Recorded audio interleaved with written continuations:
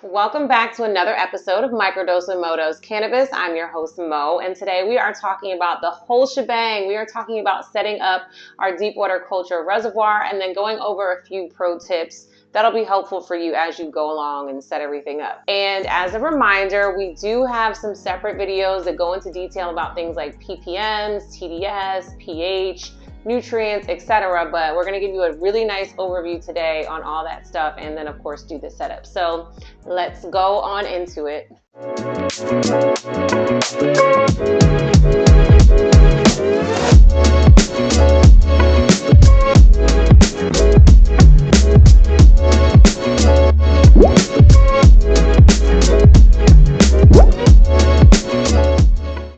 All right, so before we get too deep in the actual setup, let's quickly talk about changing our reservoir and the frequency of our reservoir, or our DWC buckets themselves. So frequency. Sometimes you don't actually need to give a full reservoir change to your plant. So I tend to designate a certain day of the week where I will go in and make sure that I'm actually changing that. There are of course times when you go in and you say, hey, the water's low, I need to add some more water, or give nutrients in between in the interim. Personally, I like to set Sunday aside as my day to actually do that. So I'm keeping a journal, writing down my parts per million, writing down my pH before I do that change, so I know what my plant is telling me. So again, sometimes I'll just need to add water. Sometimes I'll need to give it a full nutrient change depending on what the ppm levels are. So again, check out that video on that if you have not done so yet. Another topic, which is a little bit more controversial, is do you need to actually clean out your reservoir every time you change your nutrients? Personally, I have not found any benefit to doing this. It is a huge time suck, if you will, and I have not seen the benefit, so I personally don't do it. Some people, will peroxide everything down with each nutrient change. Again, I don't feel it's necessary, but that's just kind of my preference. Again, if I need to add water, I'll add water to adjust my pH, my ppm level. There are other times when I will just go ahead and add my nutrients, my full nutrients of reservoir into the reservoir. Let's quickly touch on temperature. So the temperature of our actual reservoir, or our bucket of water, we want to keep it at the sweet spot of 72 degrees Fahrenheit. So it's about 22, 23 degrees Celsius. And we really don't want it to ebb and flow too much, but it can. We don't want it to really exceed 80 degrees, and we don't want it to drop below 68 degrees. It's fine if it, kind of balances up and down here and there, but we don't want it to stay at those extreme temperatures. If your water tends to be warmer, you can drop in a frozen, remember when you're on a school trip and you used to throw your water bottles in the freezer to keep them cool? You can throw one of those into your reservoir to cool the water off a bit. You can invest in a chiller. I personally have not needed to invest in a chiller, but again, it depends on what your climate is, the seasonality, etc. If your water tends to be on the cooler side, you can do things like, if it's colder at night, you can keep your grow lights on at night to kind of warm things up a bit. So there are little tricks that you can do here and there, but generally 72 degrees Fahrenheit, 22, 23 degrees Celsius, and then you're good to go. All right, so of course we also have to touch on humidity. So humidity is a bit different. It's gonna ebb and flow by each stage. So you're gonna have higher levels of humidity, and I'll just show you a quick chart, but you want higher levels of humidity for your clones, higher, really in the 80s, 90s. And then from there, you're gonna wean its way down all the way to a few weeks before you actually start to harvest your plants. You want that to get all the way down to 20%. So here's a quick chart on where you want your humidity to fall at each stage. So if you struggle with humidity, you can do a few things. So if it tends to be a little dry in your climate, you can always add a small bucket of water to bring some moisture into the tent. The heat from the grow lights will help to bring moisture in there. But if that's not enough for you, then you can also either get a humidifier, or if you're having issues in the opposite direction,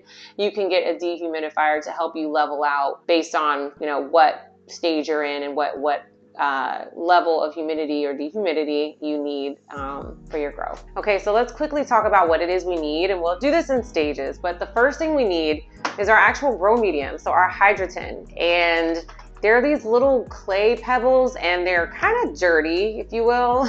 So I do recommend that you get some garden gloves, and if you can spare it, a little strainer. This is like literally a dollar store strainer, because we're gonna need to rinse these off before we put them into our actual net pot so we can get our plants going. Okay, so I'm actually growing using 5-gallon reservoirs or 5-gallon buckets. In this case, I actually went ahead and bought a set this time around. My buckets are definitely always black. You want to make sure that you always have a black reservoir. You want to minimize any algae or any light from bouncing off in your actual reservoir. So make sure it's black. My set comes with a water gauge, a clip for that water gauge. It comes for the net pot itself, and it also comes with tubing that connects your air stone to your air pump. It comes with the air pump, but it does not come with the air stone. So I ordered air stones to accompany the actual setup. I also do recommend that you get some zip ties. So I use zip ties to hang or suspend my actual air pump in the tent for 2 reasons. One, if it's not on the ground, it tends to actually minimize the sound or any vibration or humming noise. And I also find that it's very helpful for it to not be on the ground because it takes up less space. So that's kind of a win-win situation. We also want to make sure that we have our thermometer and humidity reader. And of course, we want to get into the nutrients, which we'll talk about in just a second. And along with that, we'll need our TDS and ppm meter. Outside of that, ready to do the setup. So quickly, in regards to nutrients, we always want to start by shaking all of our nutrients, all of them. Okay, shake them up. And the order that I like to go in, and you definitely want to make sure that you're going in a specific order because of how the plants, how the nutrients actually jive together is very important. So I always start with my HydroGuard, I move into my CalMag, and then I go into my Silica. And for this beginning setup with either seedlings or clones, I keep those at 5 milliliters, and that's for my 5-gallon reservoir. You never want to go full strength with your nutrients, so just always know that.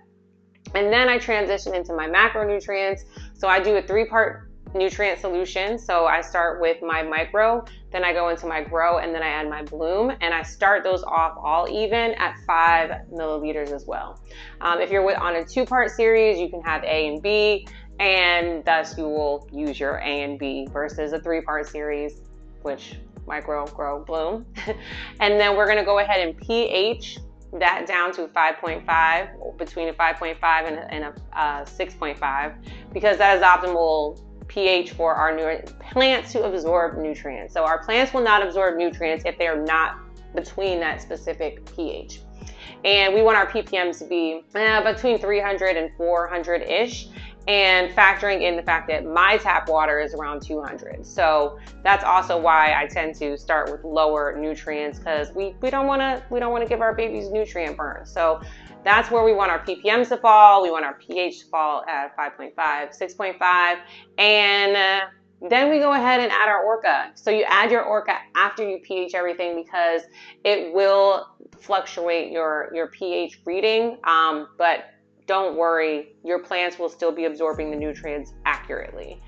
Orca is just one of those beneficial bacteria. It's like a living thing. So, excuse me, as we actually assemble our DWC buckets, we make sure that we use a little force when we're actually pushing in that water gauge.